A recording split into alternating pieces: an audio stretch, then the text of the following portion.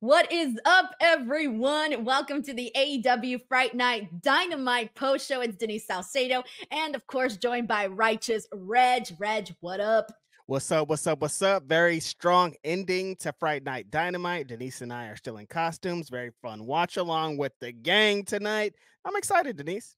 Yeah, dude, it's so crazy. Like, just to think about all the stuff that went down here on the show. I can't decide if this was thoroughly like a great show or if it just flew by just for us because we were doing the watch along, hanging out with Mhm. everybody. But I truly felt like tonight's show flew by. I looked at the clock and I'm like, oh, we're at the main event already. I can't believe it because I was still expecting like a whole extra hour. We have sometimes the shows where they feel like they drag or things happen and it feels like it's going slowly. But this one, yeah, when you said that, you're like, oh, it's the main event already. So I'm like, damn, it has kind of flown by fast. I thought the first hour, there was kind of a lot of talking. At one point in the post show, I mean, in the watch along, I was like, has there been a lot of talking? And you were like, yeah, but I thought the second half, the hour with the private party and Bobby Lashley's debut was awesome.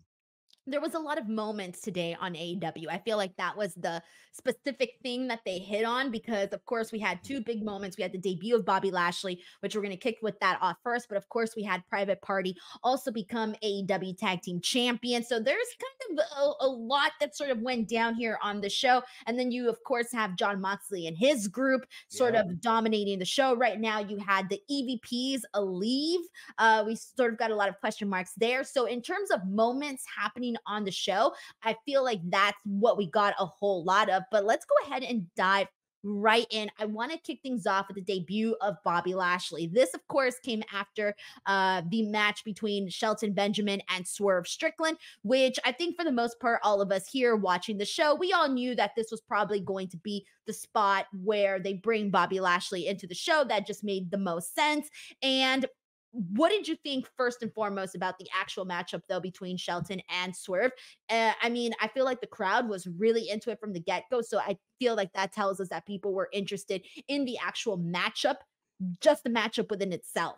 Yeah, this is a kind of a continuation of what I've been saying for the last couple of weeks. Denise, Swerve is very over. Those AEW shows that I went to a couple of weeks ago, before the shows, outside, it's whose house, Swerve's house. Everywhere that you go, like everybody's talking about Swerve. So him kind of leaving for a couple of weeks, getting people to miss him, and then coming back and like instantly the crowds are doing the same thing. Whose house, Swerve house. They really love this guy. So before anything, just Swerve being back in his presence, it's missed. The fans love him, everything. Shelton, again, gigantic human being. Like every time I see him, I'm like, why is this guy so big? He's supposed to be an old dude. You're supposed to get like smaller as you get old, and he's just like getting bigger as he gets older. It's insane. But it was super fun match because, like I said, Shelton has been getting established the last couple weeks, as in we didn't know what he had left in the tank. We didn't know if he was going to come back and slow walk the dog or be on vacation mode. No, he came to fight, and I love that this match kind of gave up that same thing of Swerve being like, "Dude, I saw your two matches. I know you can fight. I'm not gonna, try to act like I'm looking past you. This is gonna be tough." And Sheldon came out exactly that same way that he did the last two fights, just throwing Swerve around. He did that same throwy thing where it looks like a back body drop, but he's just standing. He's doing all these crazy suplexes. He's running up ropes, doing knees, and just like catching Swerve off guard. But Swerve has established that he's so cool. No matter what the situation is, he's going to be locked in. He's going to be ready for any situation when the match is happening. And he was just on fire doing the exact same things that made him AEW World Champion. So the match was awesome because what Swerve said a couple weeks ago at Wrestle Dream about being inspired by Shelton Benjamin, that's true. When these young black wrestlers are in there with Shelton, they are in there with a legend, somebody that got them into the business. So be able to see that he did the damn flatliner on Shelton, just so many great moments in the match itself. I feel like there was multiple things here that we do have to bring up because I think that AEW did a really good job in a short amount of time. Because when you think about it, we've only seen, these very few Shelton Benjamin matches here on AEW, but The within that third short one. amount of time, exactly, they were able to make Shelton just a reminder of, hey, this is what he can do. We've been talking so much about his size, right? And I think what helped too was that his first match was against Lio Rush, who's, obviously smaller in stature, but it made for a fun match that made Shelton Benjamin really look like a strong force. Cool. They knocked that out of the park. And then they brought in Sammy. That was a really cool matchup because Sammy is somebody that can do also a lot of that high flying stuff as well. And so same thing. Shelton Benjamin goes in there and basically rips him apart too. A different type of match, but still a fun one too. So they spent those two matches sort of getting Shelton Benjamin back into the forefront of our minds. And so now building him up to this match with Swerve Strickland to the point where I'm sure there was people going like, oh shit, like what's going to happen here? Is Swerve Strickland going to defeat Shelton? I think definitely he had to, because I had said this last week. I couldn't buy Shelton Benjamin defeating Swerve Strickland. Not only is he a former AEW world champion, but also Swerve has been more consistently active in ring. And we all know about in-ring rust and all of that stuff. As great as Shelton Benjamin is, we weren't going to necessarily buy Shelton beating Swerve. So I think for the most part, we all knew the outcome of what was going to happen. It was just a more so of like, okay, well, how are they going to do that? How are we going to get there? I loved, my favorite part in this was all of the, there was multiple times where they were both like hit some knees to each other. One where Shelton like basically got Swerve so hard with the knee that I kind of got excited for that. But then there was another moment where they both went for the exact same thing and they just found each other clashing against each other. So there was a lot in the match that, at one point, they're getting a little bit of a standing ovation for what they were doing there. And I didn't think it was, the greatest match or anything, but I thought it was a perfectly fine main event. And I thought that both Shelton and Swerve mixed it in together, considering that this is their first match. Like, they haven't wrestled each other before. So they really just like went for it. So with that being said, we had Bobby Lashley get called out by MVP. He dials a phone number. Well, suspend our disbelief a little bit, but Bobby Lashley pops in. He shows up. He's looking good. He's got this maroon, I don't know, leather. It looked like it was kind of snake print a little bit. Whatever. Yeah. It was expensive. It looked expensive. He comes out there in a suit, looks great. And of course, what do? They wipe out Prince Nana. They wipe out Swerve Strickland. They're completely outnumbered, of course. And you got Shelton Benjamin, Bobby Lashley, and MVP basically standing above them at the very end. Now, Reg, when we closed out the watch along, you had said, well, do we think this is it? Like, is there going to be another member added to the Hurt Syndicate? They did say they're back in business, and we've all known that there's probably definitely room for another person to be added to the group. So my question is, who should be added to the group? That's a loaded question. There's a lot that could be done there. I mean, there's a lot of intriguing ways you could go with this. I mean, we're just talking about Mox and Co. and Marina. Like, if there was a woman in the Hurt Syndicate all of a sudden, like, how kind of badass would that be if a like Red Velvet or like Kiera Hogan like got into that position? Athena? Can you imagine Athena? Athena in the Hurt Syndicate tears lives up. Everything changes. If what they represent and who they are and Athena was standing there, we are making a gazillion dollars. Even Queen Aminata would be great too, because she's got such a good look and she's also a good wrestler. Yeah, I think her presence standing next to those guys would mean a lot. So like, even on the women's side, I think there's a number of people you could do. On the men's side, I think there's one answer, Reg. You know the answer. Listen, just say it. You know the answer. I am at a crossroads, you guys, because there's two places that I land on this. One-on-one, like man on man, we're making a gazillion dollars. Bobby Lashley versus Powerhouse Hobbs, like we're selling out stadiums, like lives are being changed. But if Powerhouse Hobbs pulls up in a suit and is standing next to those guys, like, bro. The only issue is, Denise, whoever can beat Bobby Lashley, Shelton Benjamin, and fucking Powerhouse Hobbs. Nobody can beat these guys. They're going to be unstoppable. Look, there's a lot. I know that was the name, by the way, that I was hoping you would say is Powerhouse Hobbs, because Powerhouse Hobbs really just fits in perfectly. I mean, dude's awesome. Obviously he's been out due to injury, but I think he had said in an interview that he was cleared. So we're expecting him to return at some point. Great. Can't wait for that to happen. So here's the thing. I'm torn, Reg, because we have seen Powerhouse Hobbs in other groups before in AEW. So he has sort of found himself the last couple of years, however long he's been with AEW, he has found himself going from group to group to group. Hobbs, I personally feel, is someone that can be a star all on his own.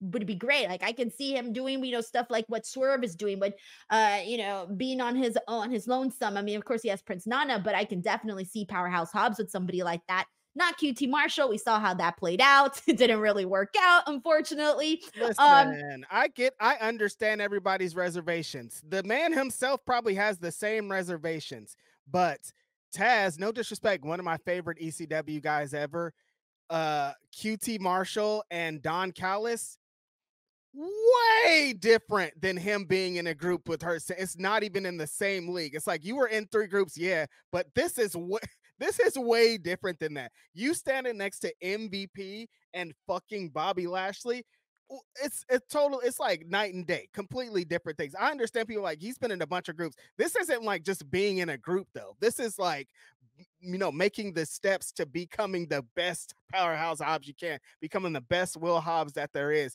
You need to be standing with these guys. You need to be learning like what you represent, who you are, black, huge, athletic, all the things. Bobby Lashley is a goddamn prototype for that. So you want to be standing next to that. I'm with y'all. Like, yeah, another group, but this ain't another group. This is the one. This is it. Here's the thing. All this got me, you know what this got me feeling like when you said it's the one? It's the one. You dated all these people and didn't work out, but you know what? This is it. This is the one. You're like, you got another woman? I can't believe you're doing it again. No, this is different, you guys. Like, I love Hobbs, this is the different. one. You're going to find true love. You're going to marry this group. It's going to work out. You're going to make yourself a star. No, I think you're right, Reg. It is one of those things where I feel like it's just too good to pass up. Exactly. Right. Exactly. Like, we won't get to a moment like this again. Like, I don't know if we can, like, for what he needs and where he needs to go. Like, this is perfect. Like, when I was like, they're like, oh, before like anybody even signed, there's a potential that Bobby Lashley and MVP can show up here. I was super excited about Bobby Lashley. He's fucking world champion, former world champion. Like, he represents a lot, but I'm like, MVP, what he represents and what he could do is so important. And I want my guy to stand next to that guy, like behind the scenes, in front of the camera, anywhere, but like in front of the camera mostly. So I've been at this crossroads since this whole thing's been talking. I'm like, I don't know if he should be in there, but I'm now after seeing what they did tonight. Guess who's back in business? Listen, Powerhouse Hobbs is the one. I don't even want nobody else. I don't even want to talk about nobody else. Who are the other options? I mean, they could go back to like Leo Rush. That would be dope, just because of the history between Lashley and Leo Rush. But the issue is like Scorpio Sky. You need somebody big. Do you see how big those guys are, Denise? You see how big MVP Scorpio is? Sky, Lee Johnson are the only other options that I'm really seeing here. Keith Lee. What? What? We haven't seen Keith Lee in a while. I don't know what's going on. I mean, isn't he hurt? Or I don't know what's going on with Keith Lee. I'm just looking. I'm looking at the roster right now, and I'm just shouting out some names. Brian Keith could have probably been part of the Hurt Syndicate, but he's in a whole different group right now. Yeah, see, my thing is, if it's not Hobbs, they need somebody that can work. They need somebody that can do the bidding for this group, because we're not going to see Lashley wrestling every week. We'll see Shelton wrestling more consistently, but we need somebody that's like out there representing for the Hurt Business that's young. They gave one of those little cards to the Acclaim, but they definitely gave it to the wrong guy, because Anthony Bowen's in a suit standing next to those guys. We're making a lot of money with that too. About Ricochet, because Ricochet didn't he give him the card? Ricochet got a card last week. I forgot about Ricochet. Didn't they give a card to the Acclaim too? They did, yeah. Ricochet, I forgot about Ricochet. If you need, like what I was describing, somebody that's going to bat, that's doing the matches, going to war, showing who the Hurt Business is, Ricochet. But I don't know. I'm in love with the idea of it being Hobbs. I don't know if Ricochet, if I want to see him as a heel, the thing. I want to see Hobbs as a heel. Like, it just makes more sense for it to be Hobbs. All right. Well, that's it. We're throwing it down. We're hoping that it's Hobbs. And with that being said, okay, so Bobby Lashley, Swerve Strickland. Reg, the crowd was chanting holy shit at this moment. Yeah. How did you feel seeing these two guys stare down each other? Like I was saying, as somebody who is an aficionado in black wrestlers and black wrestling, like this whole main event as a whole was just so black. So you guys, I'm like, yeah. And seeing Bobby Lashley come in and the first person he attacks is Swerve, and for a reason, because Swerve was former AEW world champion. He's a top guy, what he represents. If you take out this guy, you're taking out somebody that is prominent out here. It's just so many great connections as to why these moments are so monumental. Them having the stare down, them beating up Nana, like all these kind of connections are like, damn, this is what I've been waiting to see. I want to see these guys. We talked very often about how when the Hurt Business was in WWE, it was all during the pandemic. They didn't get to be in front of the crowd. They're going to be in front of crowds. They're going to be able to show that they're more than what they were presented as. This is so exciting. I'll ask you, Denise, who you got if Swerve and old Bobby Lashley go one-on-one? It's got to be Bobby Lashley. I feel like if this is his first big feud in AEW, it's got to be Bobby Lashley. I don't think and I feel like here's the thing, if Swerve loses to Bobby Lashley, I don't think that hurts Swerve whatsoever, because he's coming off of a pretty damn hot year. All right. He's already coming off of course, we talked about the Hangman Page feud. He's coming off of being the first Black AEW world champion. He's coming off of, just becoming a big star. Like that within itself, how many wins can you get in 1 year? Not only that, signing the big contract, all of that has happened, right? Yeah. So now you got Bobby Lashley coming in here, and you don't want to just kill him right in the beginning. No, you want to build him up as a force, as somebody to be reckoned with. He's somebody that has had so many years of experience. Obviously, the stuff he did in TNA, of course, the stuff he did in WWE. He's somebody that has come and has been in the biggest of biggest stages. He has been in places that Swerve Strickland has not been in. So if you're telling me that Swerve Strickland can lose to Bobby Lashley, I 100% agree with that. I think he can lose to Bobby Lashley because, again, you can tell the story of Bobby Lashley having hit all of these different career highs and these different career peaks that Swerve has not just yet. So versus we were talking about this with Shelton Benjamin. It's a little bit different, of course. Shelton Benjamin has also been in those big stages, but I do think that Bobby Lashley has obviously hit a different plateau in his career. So for me, I think that it should be Bobby Lashley. I think it would be a great introduction to him coming into AEW and making him a force. But then, they can tell the story for a while, Reg. You can have more than one match. See, when you're saying that, I was like, see, and them, they would be petty. I'm like, oh, I hear all that. That means I'm gonna beat that guy with my guy then. Like, oh, you've been to WrestleMania? Oh, my guy beat a guy that's at WrestleMania. That's if you want to be petty, and that's what I would do, and that's what the 3 H's would do over there. But I understand not doing that. I think if anybody can come in and beat Swerve, to former world champion is Bobby Lashley. He's main evented WrestleMania. Like he's been in positions, he's been in the highest positions there are. Like he knows the ins and out of being a world champion. Like he's done in multiple promotions. So yeah, I think that when they have the first one-on-one match, Bobby Lashley will probably end up coming on the upper hand just because it makes the most sense for that. But Swerve's gonna beat him though. Let's not forget that. So you think Swerve's beating him in the first match, or just not in the first one? Right. Eventually. Right. So we can have that happen. But I also feel like, okay, you got to think about what Bobby Lashley has sort of been through the last couple of years, right? He hasn't necessarily gotten his due. They've talked about this in interviews and things like this, where he got into a position in WWE where it's like, yeah, Bobby Lashley is known, but nothing was happening. I mean, damn, the last time we saw him, they were trying to start up this group with him and the Street Profits, and it completely flopped. It just didn't go anywhere, which was very unfortunate. The guy, unfortunately didn't get his WrestleMania match at WrestleMania 39. I interviewed him that week. We were talking about it that weekend, and he basically told me, he said, well, I'm still basically waiting for a match. And he was standing there telling me, I want the Hurt Business to be really reformed, and I want to see the Hurt Business feud with the Bloodline. That was the vision that this guy had. This is how he saw himself playing up in these big time stories, and it didn't happen. So he's coming into AEW also with a different type of chip on his shoulder, but a chip is a chip. It's on his shoulder. He's going to want to come in here and prove two things. One, that they shouldn't have just kept him, cast him aside, that they should have actually ran with him doing something. But the main important thing, the two, I think, is the fact that they want to show that the Hurt Business Yep. was not just a pandemic act, that it could actually get over and isn't just a pandemic act. So I feel like those are the two big things that Bobby Lashley and the group are going to want to accomplish. Yeah, definitely. I think that of like, not only do we have these ideas for these companies, but we can execute these ideas. And I think that's kind of the chip that you're talking about Bobby Lashley carrying. It's like, we pitched a bunch of ideas before we have all this, but give us the ball, let us get the opportunity, and we'll show you why they're great ideas.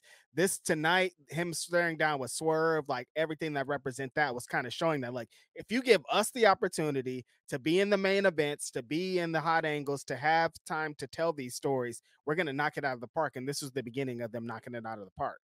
I feel ya. All right, we got to get into these super chats here. Let's see what the people are saying. We got Day Day here who says, check to see if you were working me, but you're right. Tickets are $950. Crazy. I paid way less for WrestleMania 38. So that was one of the things we were talking on the watch along, by the way, was WrestleMania ticket prices. And I hope that once they officially, hopefully start selling them, because right now you can only get combo tickets. So I hope once you can actually purchase them one night, maybe, you'll spend a little less money if you just decide to go to one night, of course. But we'll see what happens, because that kind of sucks. If you're going and you're making the trip out to Las Vegas, you're going to want to attend both nights. So we'll see. Yep. We got John Taylor here who says, I find this more interesting than the Mox thing. Well, I don't know. Righteous Reg, you're a big fan of this Jon Moxley storyline. So I mean, I'm liking a bunch of stories that people are telling, but yeah, this is what could potentially happen. Swerve's getting more main events, Lashley being in the main event, a potential fourth Hurt Syndicate member. Like, yeah, it's pretty exciting stuff.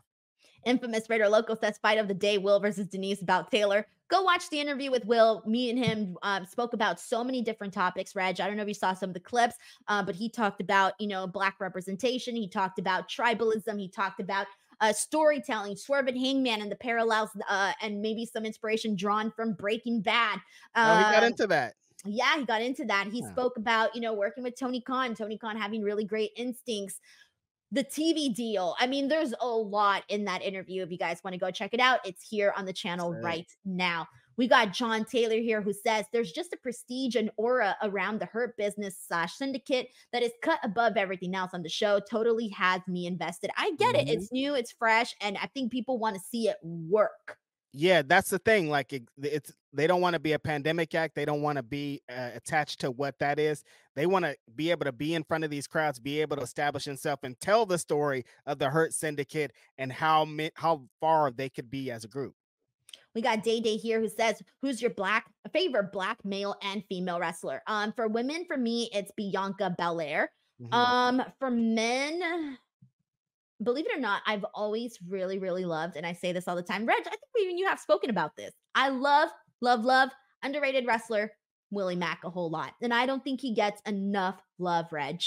I don't know you're a big Willie Mack fan. That's exciting to hear. About this with you? Nuh-uh. Are you sure? I'm positive. Who did I talk about this with then? I don't know. I love Willie Mack. Yeah. I think Willie Mack's the best. I love Willie Mack. Makes sense. Yeah. The Willie Mack, I've been a big fan of him since like 2010. Like, he's incredible. Right now, you guys, of course, mine changes all the time. My favorite female wrestler right now is probably Willow, just because of everything attached to her. And Mel's the hard one. There's so many good ones. I'm gonna say Myron Reed right now, just because I really like Myron Reed. He's incredible. You guys should check out Myron Reed. We got Bada Boom, weakest knees in the room. How you moving, says Reg. Can we pause for a minute, actually? Because that's kind of a cool transition. Let's all send love out to Chris Bay. If we're talking about black wrestlers, Chris Bay had a very unfortunate accident at the TNA show a few nights ago. He had emergency neck surgery. There's been GoFundMe started. There's all these things. Send love out to Chris Bay. If you can donate to his GoFundMe, if you can help in any way, definitely do that. Love out to the homie Chris Bay, one of the best fucking wrestlers in the world. Very scary situation. And I hope everything is okay moving forward. And a good guy too, guys. Really good guy. Really good guy, like legit good guy. I retweeted the link on my Twitter page. If you guys scroll, I think I retweeted it last night. So if you guys scroll, if you want to donate to the GoFundMe page, it's right there. If not, Kyler can also share. Yeah, Kyler I'll in the share it chat too. can also share the link on the chat. Mhm. We got Bada Boom Weakest Knees in the room. How you moving? Says Reg, where's your Cool Runnings costume? Yo, man. Yeah, man. Yeah, man. Yeah, man. You could. Yeah, man. What? Yeah, man. Yeah, man. Yeah, man. Yeah, man. Yeah, man. Yeah, man. I'm skipping it. I can't say it. You could famous and have your picture on a Wheaties. You could be famous and have your picture on a Wheaties box. Everyone was going to be on your bobsled team. Yeah, man. I hate you, Reg. Yeah, man. Yeah, man. Doesn't sound the same when I say it. Yeah, man. So funny, dude. Remember Florida? Florida is good. We had a lot of good bits in this one today. Oh man, we got Luis Arturo Mendez who says I completely forgot there was a watch along today. Yeah, man, Luis, you missed it. Don't worry. Yep. Keep turning your notifications on. You won't ever forget like that. Bada boom, we can sneeze in the room. How you moving? Says Denise, are you Pedro from Napoleon Dynamite? That could be one too. Look, especially now, like it looks so funny. That I at used one to point you were be- talking, you got into the mat, like we were doing the post show, like it was probably like 13 minutes ago, and then like I looked at you, I was like, oh yeah, she's still in that costume. Like you had the most, like you were in such like some good conversation. I was like, she looks so silly, like really being into whatever she's talking about right now. She's like John Moxley. Well, I'm like, damn, Denise is cooking, but also look at how she's dressed. You're like, you weren't hearing anything. No, I was just just broken like, down like some really important shit, and you yeah, wouldn't you're hear like any of getting it. into it. I'm just like looking at your fake mustache. I'm like, what is this, dude? It's a freak show. It's Fright Night Dynamite on here. But I did go through a phase where I was really obsessed with Napoleon Dynamite. Like I had the poster, I bought everything. I bought the Napoleon Dynamite ID. Yeah. For whatever reason, your girl here was a big fan of Napoleon Dynamite, and I used to love. I had the Vote for Pedro T-shirt. Yeah, no, when it came out, Denise, that was a phenomenon. Like we were all like Napoleon Dynamite, dude. Like it was crazy. It's great stuff, man. Yeah. Shelton Jackson, thank you so much for gifting 5 DWO memberships. As always, thank you for your support. We got John Taylor here who says, nice costumes, Matt Jackson and Mama Wayne. That's right, Wayne's World, Mama Wayne. Mama Wayne, Duh. yeah, come on. Yeah, I was like, eventually somebody will put it together. Is that what you were going for? That was part of the bit. Yeah. Oh, yeah. Oh, damn. I got it. Let me see. 2 hours and 51 yeah, minutes. like in. it's almost over, but yeah, eventually. We got Anthony Cruz here who says Denise is everyone's papi today. Latina heat. Reg, I need you to get serious right now. Are you ready? Mamacita. No, You no. are so Latino heat. I don't want to get serious with that. To give you the eyes, Reg. No, Mamacita. awful. I don't believe it. No, I don't believe it. I don't believe it. I Do I not have enough flavor? Denise can't I pick gave you the somebody eyes. up. I said I gave you the eyes. I'll give you the That's not eyes, you know? No, not enough. Not enough eyes. All right. We Mm-mm. got There's Dion a here. certain energy on the rest of it, not just eyes. I would never be able to pick someone up ever. No, that's a rule. I can't know do you. it. You got to pick me up. I am picking you up. I know you. Yes. Can you imagine? Hey there. No, I can't imagine. Do you want to go have coffee? Please get away from me, weird lady. We got Dion here who says, I want Powerhouse Hobbs in the Hurt Syndicate. Dude, you, me, Reg, and a bunch of people here on the chat. Let's get to it. Please. We got Margie Love here who says, hi, guys. You look great. Just finished the show and I'm gagged. Oh, did I read that right? Gagged. Yes. Yep. Love the private party win. Swerve and Shelton match of the week for sure. So let's get to that. The Young Bucks take the L here and finally drop the titles. We were waiting for this. People were ready for a new tag team, and particularly wanting to see Private Party, who has been in AEW now for 5 years, get their due. A lot of us thought it was going to happen at the pay-per-view. It didn't happen at the pay-per-view, given the way that they milked the ending. Remember, I said this. I literally said this at the end of the pay-per-view. I said, given the way they milked this freaking ending, there is no way they're not circling back to this. We've Right. finally get here for Fright Night, and they had the whole stipulation of, okay, if we lose, we break up as a team. And I think they did that obviously, to spice things up and make you think that could actually happen. But the Young Bucks give a hell of a performance, Private Party, hell of a performance, and people were really invested. I think a lot of people felt the Private Party win was coming, Yeah. but people were wondering, like, okay, how is it going to happen? How is the win going to happen? And I think that, it's the Young Bucks. You know what kind of matches they do. You know what they do, and they made sure to do all of that. They hit their full recipe. We got everything, all the ingredients that the Young Bucks give us. That's my favorite thing about the Young Bucks is like you didn't need this stipulation. Like the best part about you guys is like you can elicit these emotions, the desired emotions from this crowd with just doing the match. That's how great of a tag team you are. And it was on display here. Like when they had announced the stipulation, it was like, oh, that's a good that I mean, for some people they might need that to think that add some stakes to Private Party, add some they're telling a story of what the Young Bucks did. They previously broke up SCU, and Chris Daniels came before to kind of talk about it. But it's like the Young Bucks, when they really shine is when they get in the ring. At one point, Mark Quinn hit Isaiah Cassidy with the ring bell. Isaiah Cassidy's bloody. I'm like, oh, that's a classic Young Bucks match trope right there. Somebody's bleeding. They love the fight from behind thing if they're heels or they're baby faces. At one point, Okada came out and I thought he was Charles Robinson. He takes out Mark Quinn. Then they have again Isaiah Cassidy's bloody. He's fighting two of the Young Bucks. He's fighting from behind. The crowd's already been getting behind him for the last couple of weeks, so this is just continuation of that. Great crowd in Cleveland tonight too. They added a lot to the show. Them just willing him back. That point where Mark Quinn comes back and saves the match. I thought that all that was a great buildup. And then eventually Private Party overcoming, hitting paying some tributes to what they did before, getting the huge win in the middle of the ring with the gin and juice. I think just so many great amazing moments attached to that. The crowd was all in because Private Party's a long time AEW group, kind of the thing that Moxley and co are pitching of like, we need the people that have been here, the people that are fighting on the front lines to actually do something, to actually want to feel like they're a big part of this. And a title win like this, after they got their arm broken by the BCC, the new BCC, and after they were victims of that, them to turn it around and become AEW World Tag Team Champions, I thought it was a great moment. I was upset at the pay-per-view. I was like, they probably should have did it then, but like you were saying, they had them stay in the ring, get the big ovation. That showed the people in AEW that, oh, we should probably do this. Then we get the big moment here. Just like great all around. So happy for Private Party. They were, when this company started, they were my favorite part about it because I like knew a bit of their indie stuff and I knew kind of what they were going to represent.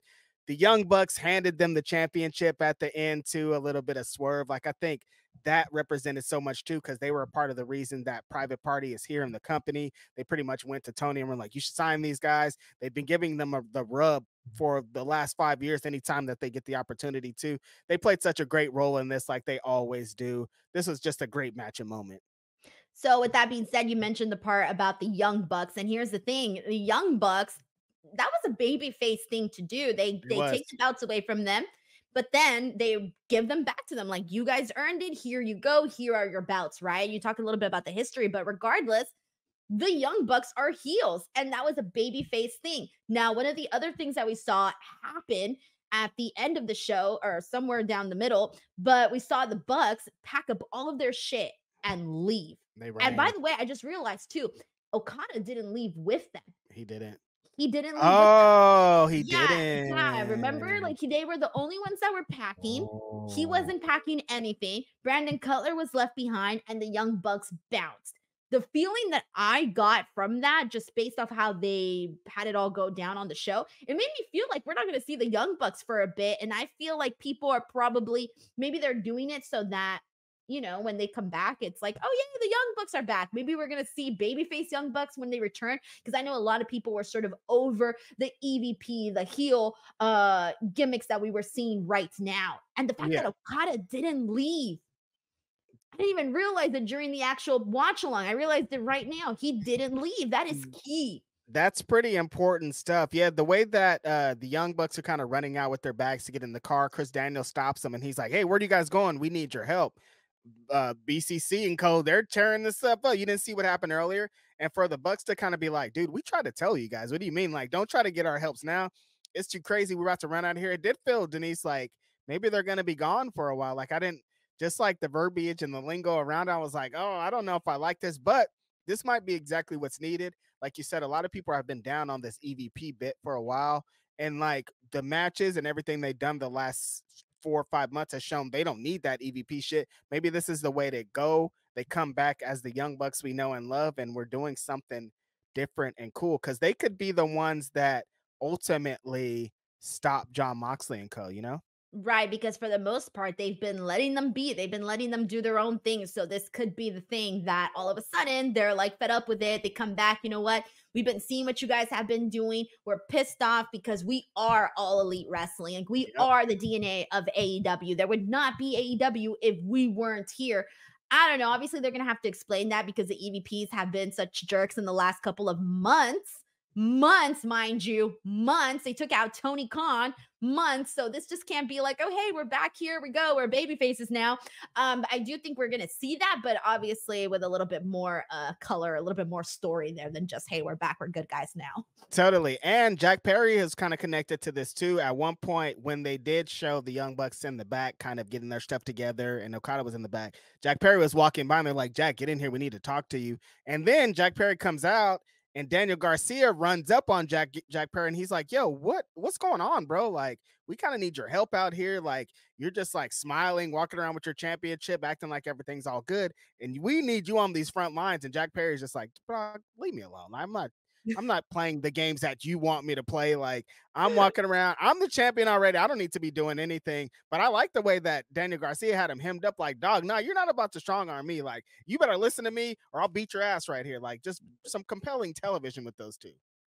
I feel you. We got Luke Thornton here who says, great Dynamite, Lashley and Private Party winning and invigorating the tag team division felt like special moments. Give me Shelton, Takeshita, and Bobby Kenny now. Ooh, Shelton, Takeshita. How did I not think about that until Why right is that now? match so tight? Like that match feels like, yeah, like I feel like for some reason they're gonna fucking rock it. Yeah, Luke, Shelton and Takeshita is crazy. And I just Continental want Kenny Classic, Omega back, so yeah. I'll take Kenny Kenny Omega versus anything at this point. anybody at this point. If they're like, Yeah. yo, Kenny Omega's wrestling Tony Schiavone, I'm like, yeah, do it, dude. Kenny Omega's wrestling the Costco guys. Let's go. Seriously, yeah, Kenny Omega and the Costco guy in the main event. I'm like, dog, sign me up today.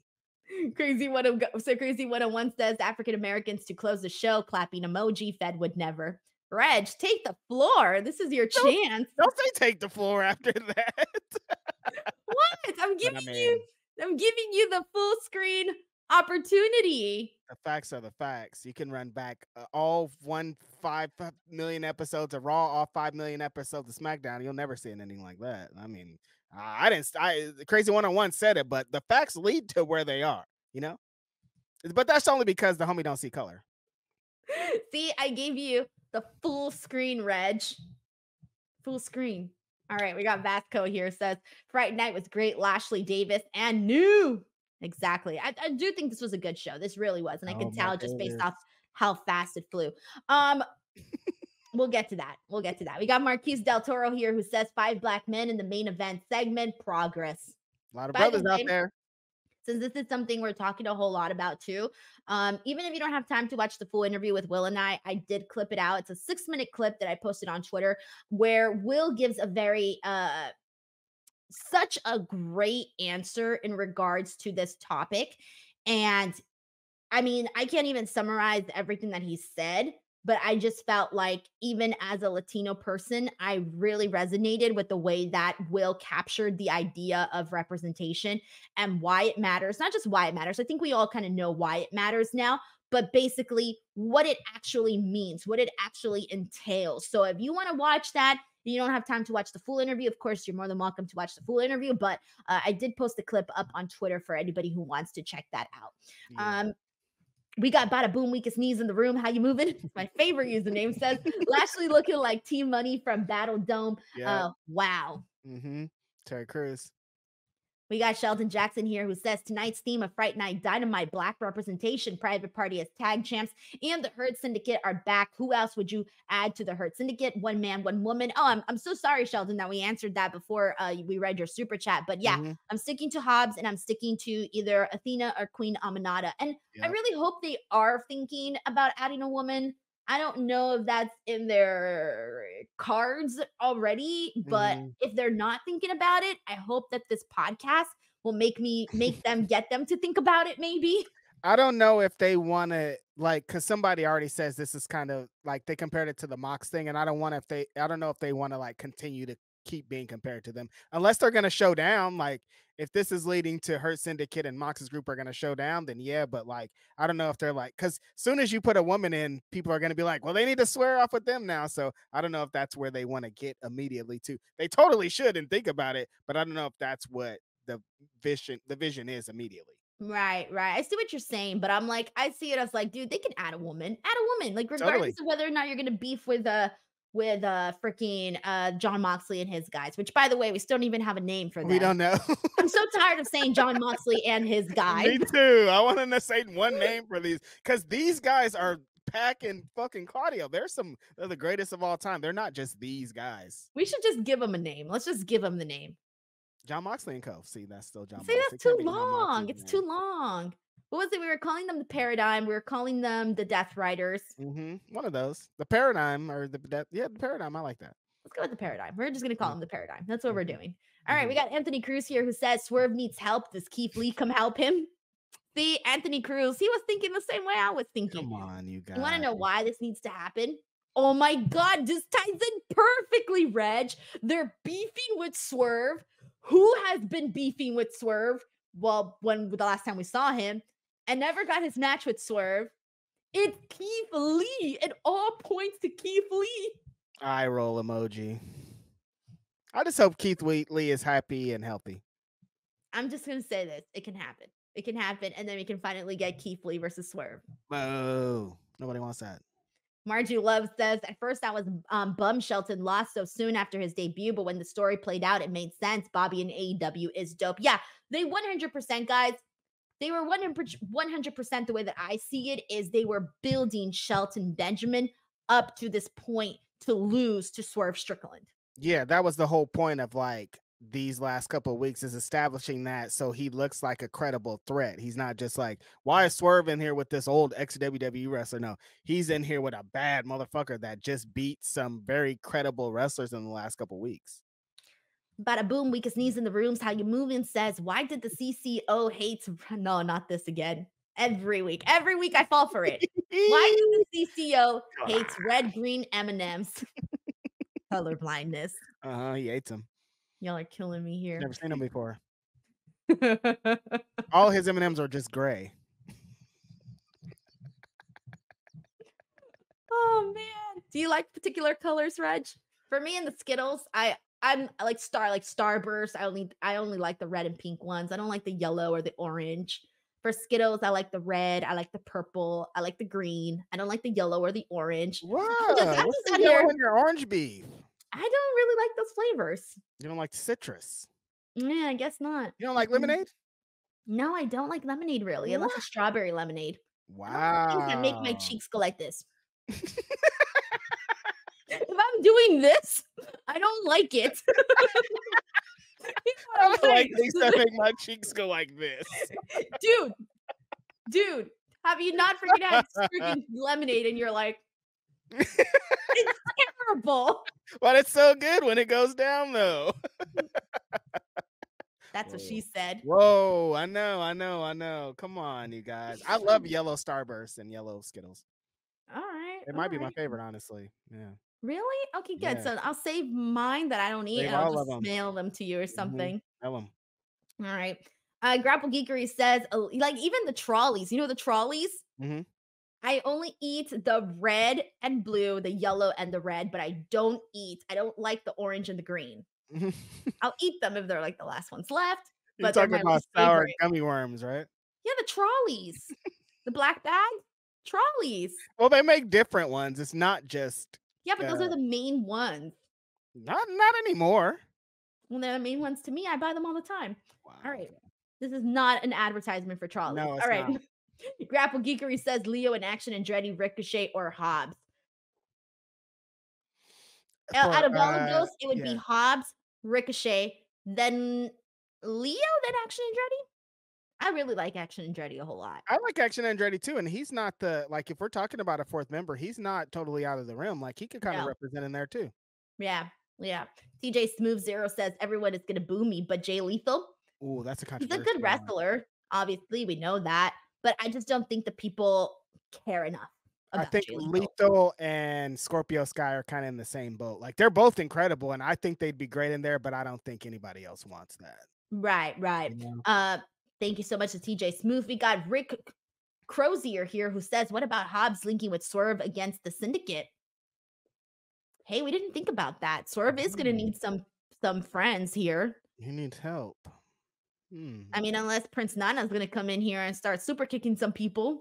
I don't think so. I mean, like I said, I am also very, very, very, very interested in Hobbs and Lashley one-on-one. So if it gets us to there, I'm not mad at it. All right, let's see. Rafael Garcia says, look at me. I hear you, but look at me, Michael Oku in the Hurt Syndicate, fat bags of cash. Reg, you're speechless. Are you alive? How do you feel about this? Do you love it? Do you hate it? Oku. Michael Oku. Michael Oku. So I take it as a yes. You like the idea. Dude. Will, I was gonna call you Will right now, but Reg, the whispering, it drives me crazy. No, Raphael just blew my fucking brain, dude. Michael Oku. Right there. You guys. Wow. That's a great sorry. I went to another place because I No, went it's out so of funny because when you're whispering, it sounds like nails scratching on the chalkboard thing. And I'm like, it is Halloween. I'm literally sitting here twitching. But apparently I don't like whispering either. But anyways, Reg, how would you feel about this? That's an amazing idea. It's Are great. you texting? No. Oh, okay. Are you getting this idea out there? You should. Look at Reg. Reg is doing something. Right. We gotta give Raphael. If this happens, Rafael Garcia deserves like a bonus or something. I don't know. Rafael Garcia, if that were to happen, we'll do something. We'll put a banner up. That one fucked me up. I can't believe I went this long without being like, what about Michael Oku to myself out loud, to nobody else. Crazy 101 says Hurt Syndicate, MVP, Shelton, Bobby, Hobbs, Mercedes. Mercedes. I'm kidding. I'm joking. Honestly, I feel it would be too much. Too much. I don't think Mercedes needs it. No. She definitely does not need it. She doesn't. Margie Love here says, I'm ready for Jack Perry to go back to babyface. I feel you. I'm not right now really feeling Jack Perry. I think we've talked about this before. I sort of have my interest in other places. He just kind of feels like he's there right now. I think I might like him more as a babyface. Yes. Yeah, I think I might be with Margie here because I keep thinking about like what's the best Jack Perry times and moments, and like when him and Luchasaurus were doing the Jurassic Express thing, and he would do that hot tag where he would come in and fucking people loved him. Like that was the Jack Perry. Like again, I understand what he's doing right now, and I understand like trying to like create a bigger character, maybe even get away from the Jungle Boy thing. But like Jack Perry as a babyface was gonna be like the next guy, you know? Right, I feel you. I feel you. Ten Ruza says, need an epic evolution type faction theme for Hurt Syndicate, all coming out in suits, swagger, have a couple of people represent in Ring of Honor. Hey, that's a good point too. Let's not forget that Ring of Honor is still a thing. Yeah, EJ and Lee Johnson are in the Ring of Honor, and they'd be great in the team. So, Bada boom, weakest knees in the room. How you doing? Says, ain't no chips on Lashley's shoulders, just a potato. Honestly, I was gonna say, I think with all those muscles, he can balance out a couple of potatoes on there. He also says, who's the next? The next Baldy to form a Doug trio in the DCF. What is the DCF? I don't know. I was gonna ask you the same thing. I was too embarrassed to ask. I didn't want to look stupid. I don't know those things. DCF. DCF. Daniel Corporate Faction. Daniel Corporate Faction. Oh my God, we're so stupid. Don Callis family. Daniel Corporate. Daniel Corporate. What did I say? Daniel Corporate Facility. Why would it be that? Okay, pull the question up again because now it's gonna make more sense. Okay, who's the next Baldy to form in a Doug trio with the DCF? All right, let me pull up everyone who's bald guys over there. Who's I'm just the gonna next I'm bald? gonna shout out every person who's bald on the AEW roster right now.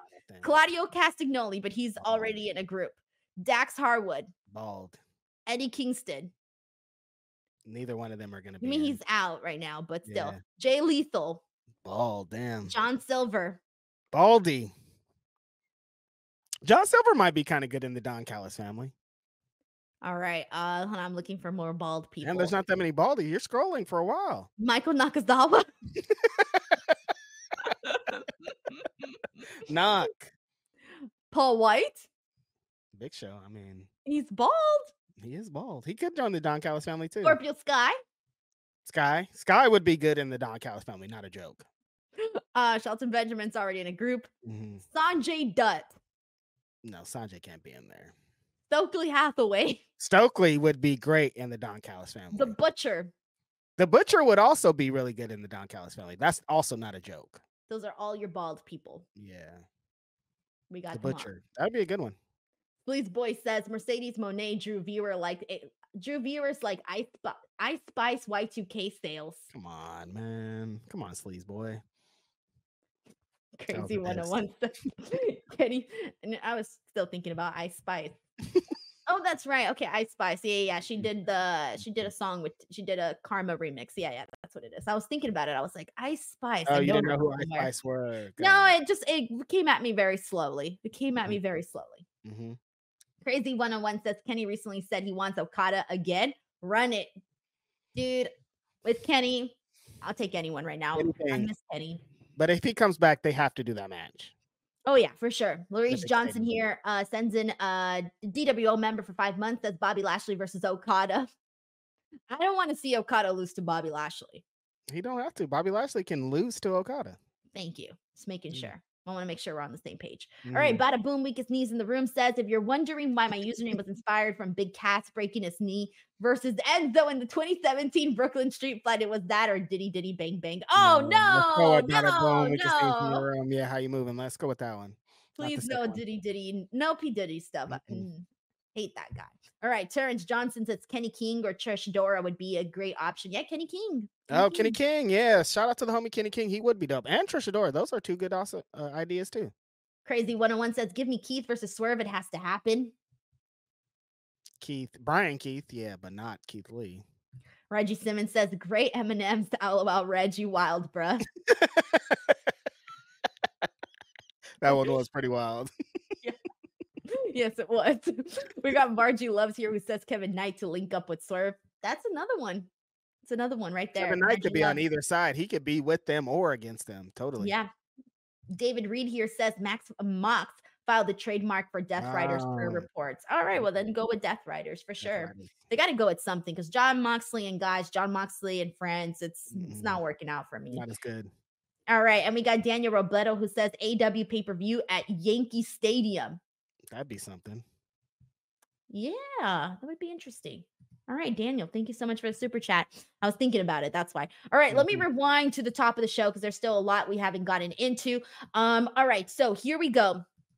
Orange Cassidy opened up the show today, and he's basically saying that he's talking shit about how Jon Moxley doesn't actually need AEW. He doesn't need to be there, and challenges him to a match. This later on led to, there was a full-on freaking melee. Brawl. There was a whole brawl. I'm trying to remember how we got to the brawl.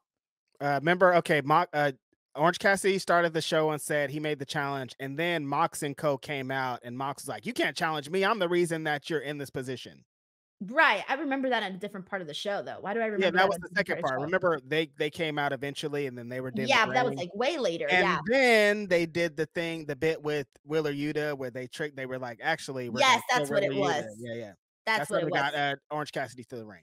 So, for me watching that, I was kind of more excited about the idea of John Moxley and his group turning on Wheeler Yuta, believe it or not. Me I too. was actually digging that idea because I thought, well, he wasn't with you guys from the very beginning. Maybe he was, maybe he wasn't. I don't know, but you can argue that he wasn't. He took too long to turn on Brian Danielson, so Mhm. you could tell the story of Wheeler Yuta maybe not being a reliable person or a reliable group member. I thought it would have made them kind of sick to turn on one of them who was their own and had sacrificed all of this to end up being betrayed by the same group. I thought Yeah. that was more intriguing than them fooling Orange Cassidy to go out there and essentially ends up getting himself screwed. Yeah, we were like, even on the watch along, we were both like, oh yeah, I was like, I think I expected this to happen actually. Like it makes more sense for Yuta to be a baby face, but it was all a big swerve to get Orange Cassidy out there. I actually kind of like that swerve of like, how do we get this fool out here really fast? Wheeler Yuta was essentially a member of the best friends. So like he has that connection. Last week they kind of made that connection too with Chuck Taylor. So it made sense for again, like, what if we fake sacrifice Yuta? That'll get him out here. But that leading to what the baby faces should have done a couple weeks ago. All the baby faces just come out here and kind of throttle and beat up, outnumber John Moxley and crew because like they've been roughshod over the company. But if everybody bands together, then you guys can defeat these. And they're kind of showing that getting Orange to be serious, get him to be more violent and angry is going to lead to better build up to the match and at full gear. And I thought these angles were pretty strong tonight. Yeah, you kind of sold me on a lot of what John Moxley has been doing. I feel like in the beginning I was sort of just because I wasn't, you guys know, I wasn't really looking forward to a John Moxley AEW World Championship reign. I had said this Right. before he even won the title, but I saw the writing on the wall that it was going to happen and I wasn't really feeling it. So I feel like part of me was sort of already pushing back against it. And so I almost wasn't giving it the time of day, really. Mhm. And I'll be honest, once you broke it down last week about sort of how I feel like you explained John Moxley's mission statement better than John Moxley did in his promos. I didn't like John Moxley's promo today. I thought it was too much. He was talking about the valley and he mentioned it Oh like a yeah, hundred it's a little bit times. I'm like, weird. bro, I don't even know what the point of the promo is anymore. I'm just hearing the valley. I mean, obviously, he was basically saying that Orange Cassidy shouldn't be the one challenging him, that he's going to Right. challenge him. But Yeah. I felt like we got lost in this whole valley talk, and that took me out of the loop for this. So Yeah, it felt like they like went the long way to get to the match. They were like, we need to really hammer it home. We need to really have all these extra details. But it's like, no, we just want to see Moxley and Orange Cassidy wrestle. Like, you don't have to tell us too many different stories. Like, he wants the thing is like John Moxley is like, get your shit together. You should want to be the world champion. You should want to beat me for this. And that's the story. Like Orange Cassidy be like, yeah, you're right, dude. I want that championship. I'm not just content sitting in here having fun with my friends. Like, I want to be the world champion. we can't forget about Darby Allin because he also came Oh down from the yeah. top. Perfect, by the way, because I So wasn't even good. expecting that whatsoever. So he goes in there, and it's funny because he was strapped to the harness for like a long ass time to the point where he did, I forgot what he did to Claudio, but the momentum of it ended up he ended up accidentally putting himself through the table. Yep. And It then was great. It was stu great. stupid, sexy Alex Reynolds had to come and save him because, like, he's just like, "Look at me. Well, I gotta get on the camera one more time, you guys, to like look at my back one more time." No, that was hilarious because it looked like Darby was like, it looked like he was like knocked out when he came down because his body was all limp. So he like drops out of the air and he's trying to fight out of it, but he's still strapped up. So like he didn't the way that he fell through the table was so funny too, because it like collapsed inward. So he like was like in between. It just looks so funny. And then at one point, Claudio flung him back onto the table. It's just like the way that Darby Allin takes bumps and moves through is so different and so unique and so great. But was I the only one that got more excited about again Darby Allin being the one to beat John Moxley? Because that's the first thing I thought. I was like, oh, here comes the fool that should beat this fool, right? No, you know what I thought? Thank God. That's what I was thinking. When Darby Allin came out, that was my inner thought was, "Thank God, like, let's Yeah, do this. Like, let's spice this shit up." And that's what it did for me, at least. right. Yeah, this whole segment was kind of a lot. Like, a lot happened here, but those were pretty much like the big highlights of it all. All right, we got Bada Boom here who says Mariah May is beautiful on the outside, but dark and ugly inside. So with that in mind, it's either you're beautiful or your beauty is fuller blank. She has done some mean things. I mean, she literally practically broke Tony Storm's face with a shoe. She's a mean girl for sure. Yeah, she is. Slapped All her right. own mom. Oh, that's right. She did slap her mom. Yeah, you're right. She is mean. She is mean. All right, let's keep this going. Adam Cole versus Buddy Matthews. We haven't seen Adam Cole in action since last year, and we got this match here. Reg, do you want to start, or should I start? Where do you want to go at? I'm curious to hear your thoughts first before I feel safe to give mine. I had some reservations if anybody watches the watch along. So the point of this match. Last week, Buddy Matthews has a match. The House of Black has a match. Buddy Matthews gets on the mic and he's like, I want to challenge Adam Cole.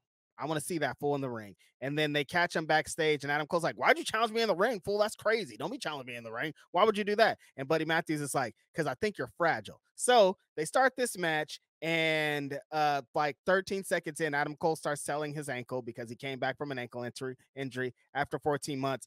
The doctor comes down and starts helping Adam Cole, and they start walking him out of the ring.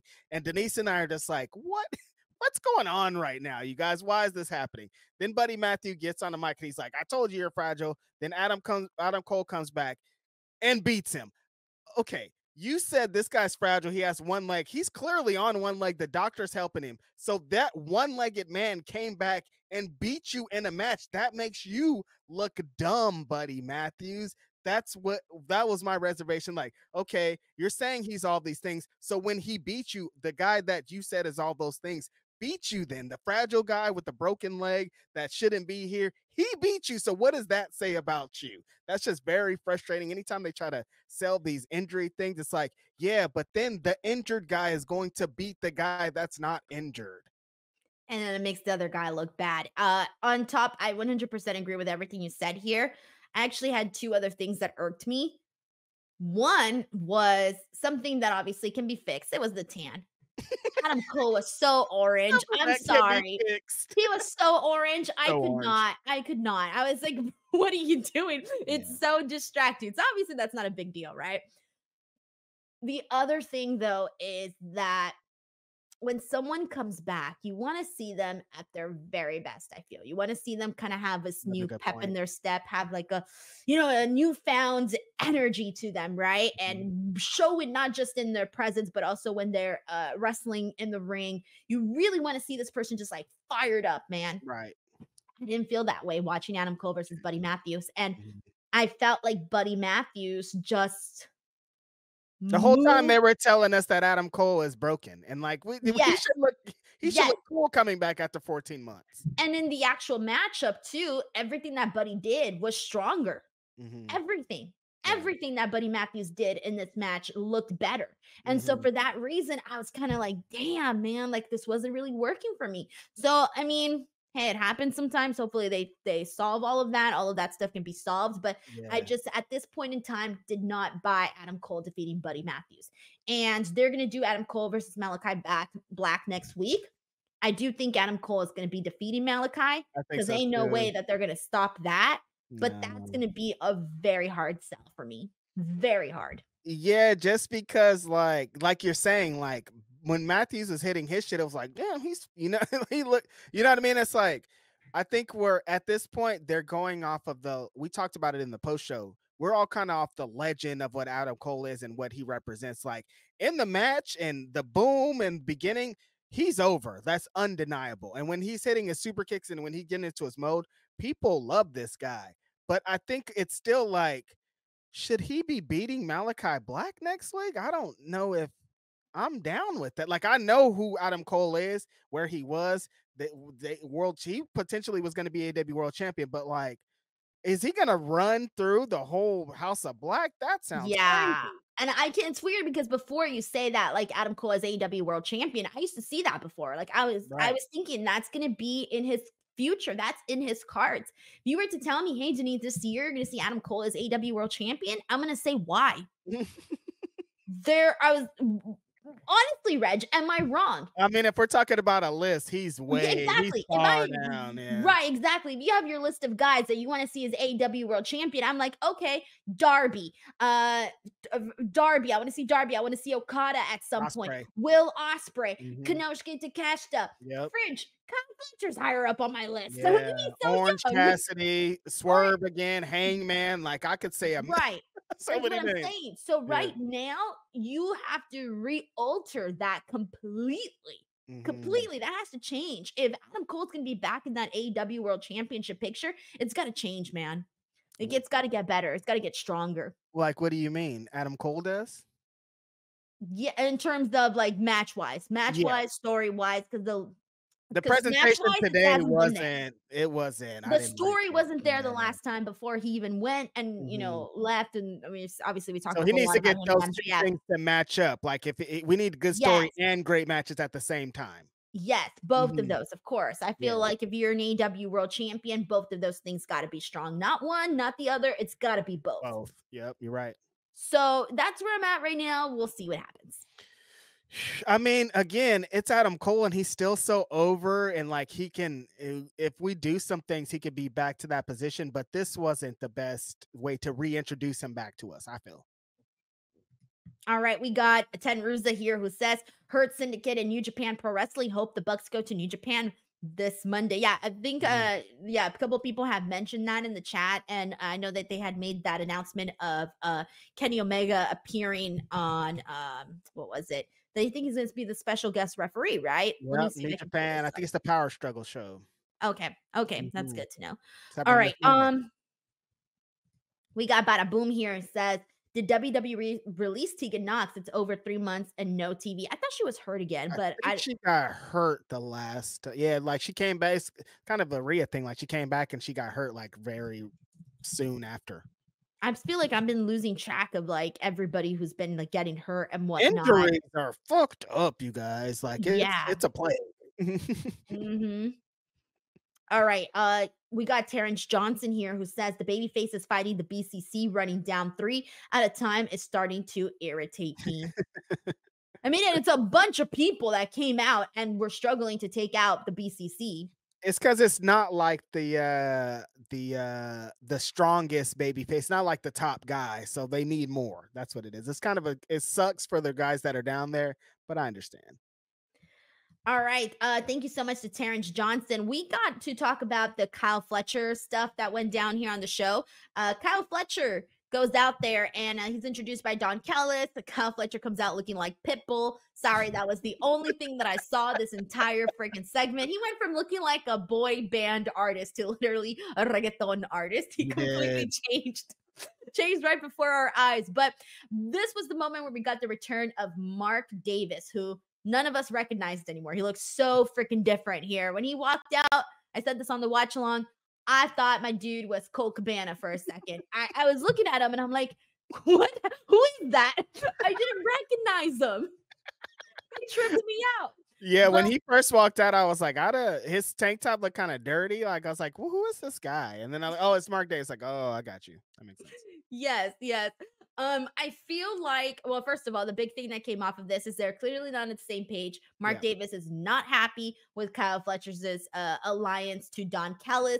And so it looks like this team is no longer a team, which to be honest, I think that right now I'm looking at Kyle Fletcher and I'm seeing star. I'm seeing potential. I'm seeing doesn't need to be in a tag team, which sucks for Mark Davis, of course, Ooh. but you can't hold somebody back in order to put another person on I top. think You know what I'm saying? I think this was Roos. I think that they're going to Mark Davis is gonna join his homeboy Kyle Fletcher Ah, in but the there's Don so Callis many people in family. the Don Callis family, Yeah, Reg. no, but you can't. The issue is we got these guys. It's been a long time, so we forgot. But Aussie Open is fucking incredible. So like, Yes. put them in a wrestling match. We're all gonna remember again. I think they're gonna continue to let Kyle Fletcher do his thing. We got time with this kid, Denise. We don't have to get right to it. Like, he's not going to be world champion in the next 4 years. So, like, we got time to still do Aussie Open. We got time to still kind of establish him. I think there's room to do all of it, because, like, we're going to have to just keep kind of feeding Kyle all the things so he learns everything. And when it's time for him to be world champion, he'll be completely ready. Yeah, I feel you. But anyways, that's going to be interesting to see how the rest of that plays out. But that's where we were with that. Okay, let me catch up here. We got a super chat here from Bada Boom who says, Denise, you ate lunch? Wendy's, get it? Choo choo. Wendy's. I will never forget when I got Will with that Wendy's nuts are in your mouth joke.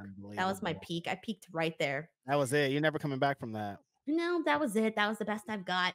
Bada Boom. Thank you so much for all of the super chats that you've been sending in, by the way. Seriously. Yeah, all right. We got a couple more things to get into. Jamie Hayter and Penelope Ford. You know what time it is, right? Penelope Ford. I've never seen her. I've never seen her. We have a confrontation with Jamie and Penelope backstage, and this match is happening next week. Yeah, I think that I appreciate them continuously giving these women moments to talk, either backstage segments or in the ring.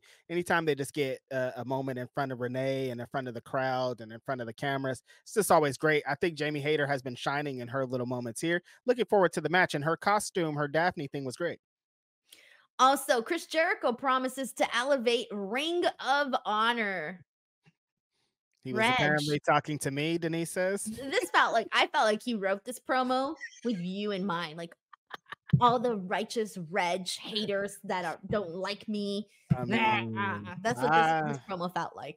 Yeah, I wouldn't, things do happen like that. This was setting up a match between them in the conglomeration. So Brian Keith on TV. I think Big Bill is awesome. Like, everybody surrounding it is great. So this should be fun. Kamille versus Kris Statlander. This was interesting. It was pretty much a squash. Kris Statlander defeats Kamille. Mercedes Moné is hella upset. She sends Kamille to the back and basically takes care of business, the rest of it for herself. I feel like this might be the end of Mercedes and Kamille. I said it during the watch along, but Mercedes Moné as a CEO is going to want the finest muscle that she can get. And if it's not Kamille, she's going to say toodaloo, bye-bye. Yeah, her energy of, I think Statlander looked great in the match. She always does, but she has an extra confidence here that when she does get the Mercedes match, it's going to be unbelievable. But the way that Mercedes got in and was like, Kamille, get out of here now. I was like, oh, that's crazy. And essentially being like, I'll handle it myself, when the energy since she's been with Kamille has been like, I'll let Kamille do this. Of her finally being like, I don't need that, is interesting developments, Denise. I mean, I figured that this act was going to go on for longer, but I don't know after today. No, I don't know, man. I just kind of got that vibe, and I'm thinking, oh, thumbs up. We'll see what happens there, but it's not looking too good for that. But we'll see what happens. Maybe we're wrong. Maybe we're wrong. Maybe this will lead to we could be wrong. Right? This could be like Mercedes and Kamille. Kamille finally. Maybe we could see a situation where, remember when Wardlow was with MJF and MJF kept like pushing his buttons, and finally Wardlow snapped. Yeah. Who knows? Maybe we'll see something like that. This potentially could be that. It could be a swerve. It could be anything. We don't know yet. I don't know. All right. Let me see if I got everything. If not, I think I already got everybody's super chats, and I think I got every topic. I didn't miss anything, did I? No, I don't think so. No. Okay. BCC attacked I'm sorry, not BCC. John Moxley's guys, they attacked Brandon Cutler. I forgot to mention that. Yeah. That was backstage, but I think we talked about that already. We did. That's it, guys. That was Fright Night AEW Dynamite here today. Reg. Woo. What do you got going on? Yamahama, it's Fright Night. We're being counter-programmed this week by those people on Saturday. So Grapsity is going to be on Friday this week. Damn, you got preempted. That's crazy, man. They preempted us for some blood money show. Denise is gonna watch it, and she's gonna be enjoying it. I'm gonna do a watch along. I'll be here doing a watch along. Wow, that's crazy. You gonna come do a watch along, Reg? Honestly, I'm being crown jewel watch along. It sounds like I'm being counter programmed by Denise Salcedo. That's crazy. Hey, I gotta come out here and work, all right, Reg? Wow. The holidays are coming up, all right? I got bills, I gotta work. You're right. Now, I mean, might need to hop on that hop along. Like, I'm broke. The hop along? I need to hop on that hop along. Come on to the hop along. But yeah, That's Grapsony's on hilarious. Friday this week because we're being kind of programmed. So I'll see y'all then. All right. Well, I got Friday. I'm going to be here with Robin to talk about SmackDown. And then Saturday, I will be here doing the Crown Jewel watch along. Immediately afterwards, I will be joined by Robin to also do the Crown Jewel post show. So make sure you guys come in for that. If you guys want to talk some WWE stuff, I will be here. And I think, two things. One, the Will Washington interview, guys. Please, if you want a real, authentic interview, none of this, we're being watched and we got to say all the right things and PC and keep it political. None of that. That was out the door. We had a real honest to God conversation about a lot of big topics in the pro wrestling world. You guys can check that out. We talk about Black representation, tribalism. We talk about listening to your harshest critics in regards to Will and writing and all of these things. It's a really, really cool interview. Check it out, please. It's an in-person interview too. I know people usually like those a little bit more. Tomorrow, I am dropping another interview that I'm so excited to drop. I will not say with who just yet. I'll let it be a surprise, but I'm really excited about this interview. It's a really great 40-minute conversation with a lot of, again, one of those interviews where it's genuine and there's a lot of truth, and I don't think many people have heard from this person, so I'm really excited to get that out there, and that's going to drop tomorrow morning. So bright and early, you guys can check that out. I'll be there promoting it all day tomorrow. But other than that, tag us in your Halloween photos, please. Hope you guys have a fun and safe Halloween, and we will catch you guys on the next one. Thank you, everybody. Take care.